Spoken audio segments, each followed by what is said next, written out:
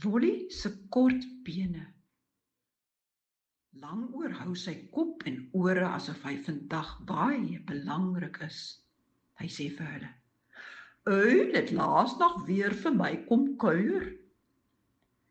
Opstert fluister in Wolly se oor: "Ag, tog, alweer hierdie storie van uil wat kom kuier, wat nie eens waar is nie." "Ooh, ek en uil het tog so lekker gesels in die nag."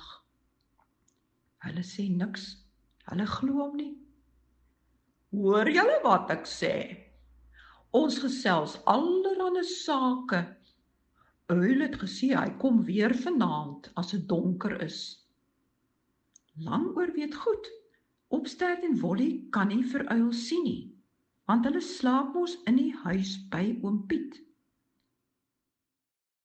Die hele dag lê Opstert en Wolly in die tuin en praat. As dit die waarheid is, wil hulle ook vir uil sien, maar hoe?